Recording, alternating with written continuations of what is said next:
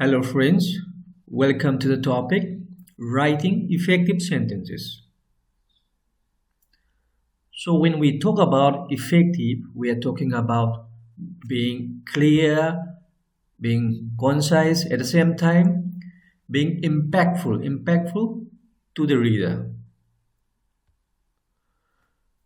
So, let's remember the 7 C's of communication in order to make our writing effective. First of all, clear, concise, concrete, correct, coherent, complete, and courteous. Or let's say courteousness. First, let's come to clarity, or let's say clear sentences. Let's have a look at this sentence.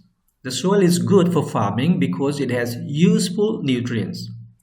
It looks as if there is nothing wrong with the sentence. The soil is good for farming because it has useful nutrients. Grammatically is okay. But the thing is, it is not very clear.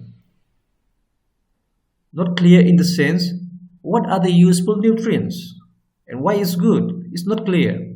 So instead of writing this sentence, if we modify it like this, the loamy soil, rich in nitrogen and organic matter, provides ideal conditions for crop growth. Here we see how or why the soil was useful or which nutrients were present. So this is more clear compared with the first one. So this is how we make our sentence better. Let's move on to the next example, that is concise. Due to the fact that he was late, we started without him. Due to the fact that he was late. Why do we say due to the fact that? Why to use such a long phrase? Instead of this, we can simply say because he was late, we started without him. So this is what we mean by being concise. Means being short, using as few words as possible. But remember, it's not always possible. Sometimes we need to use longer ones also. But as far as possible, we should use a concise form of sentences in writing. Next point, concrete. You see the example here. We need to improve our customer service. Okay, it's very simple sentence, easy to understand. The thing is, when you read this sentence, if you are the employee and your employer has said this one, that you need to improve your customer service, then you won't understand completely what shall you do, how to improve. But if instead of this, if your employee has given you this message, we need to reduce our average response time to customer inquiries from 24 hours to 10 hours, and so on. Here, you see here, in this sentence, it is very much clear and concrete what you should do in order to improve your customer service. So this is what we mean by a concrete message. Coming to the next point, correct. Being correct is important. You see here, our new product will increase your income by 50%. Guaranteed. Yes, this is a very likely scenario where like financial aids or certain financial companies, they advertise here. But the thing is it correct? Is it guaranteed 50% of your income would be increased? I doubt so. So it's better that we write it like this.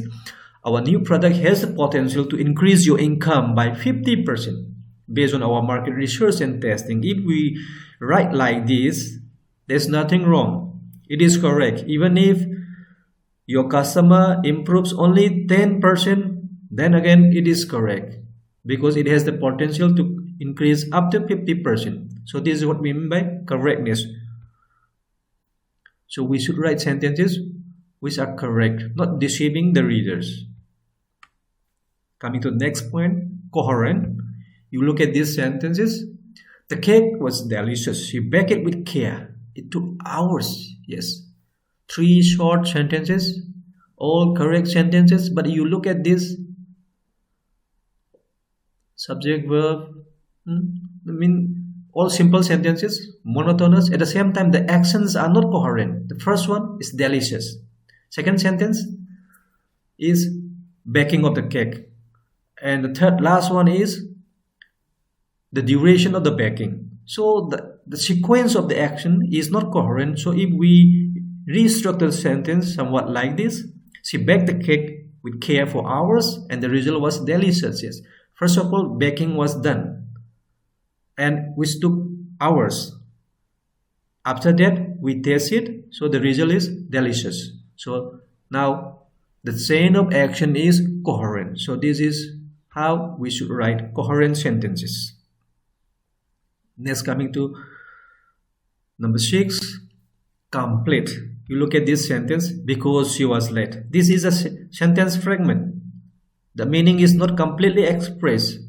We don't understand completely what it means. So if we say an example like this, she was late because of traffic.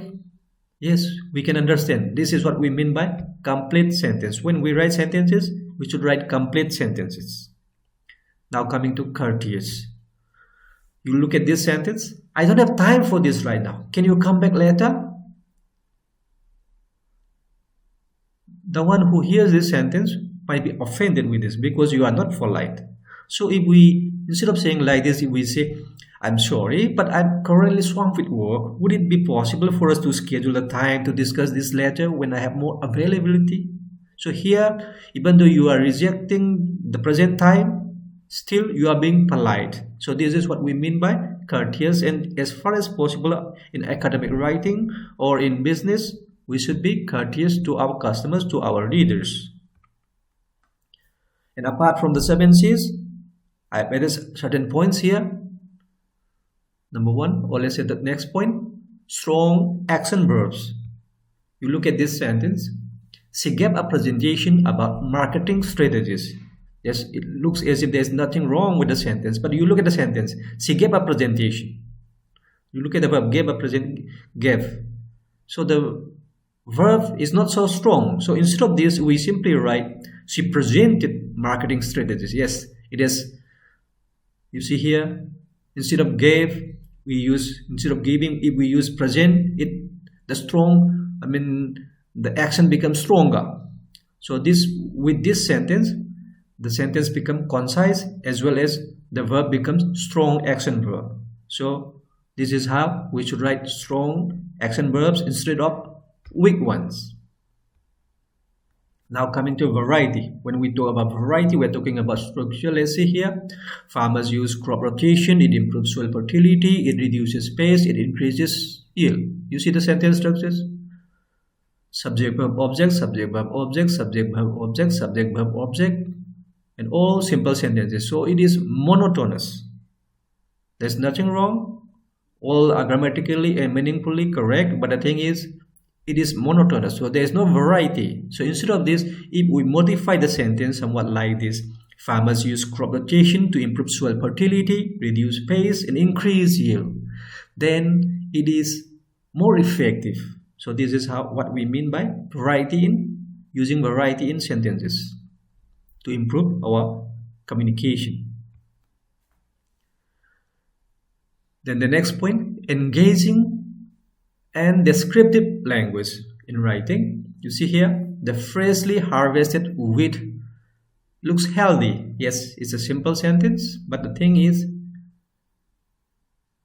the language that we use here is not so much engaging or descriptive. So instead of this, we say the golden wheat swaying gently in the breeze gives off a faint earthy aroma as farmers bundle the crisp stalks together.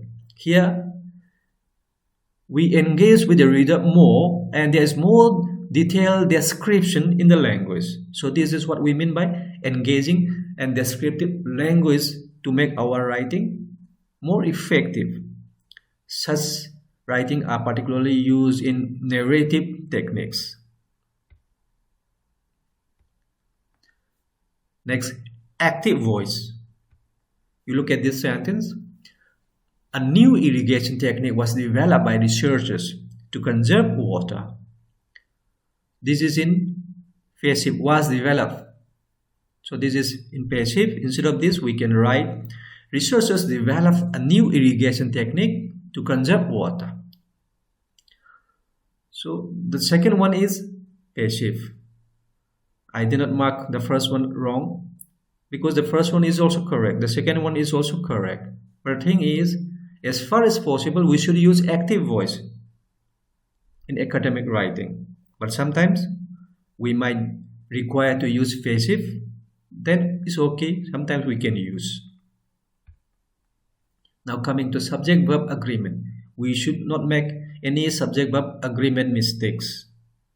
If we do, we are being less effective in our writing because it's wrong. You see here, the farmer harvests crops at dawn. You see here, the farmer is singular, harvest is plural. So this is wrong. There's disagreement between the subject and the verb. So instead of this, it should be like this. The farmer harvests the crops at dawn. So this is correct. So not only subject-verb agreement, in order to make our sentences more effective, we should pay attention to grammar as well as punctuation. That is all about writing effective sentences. Thank you.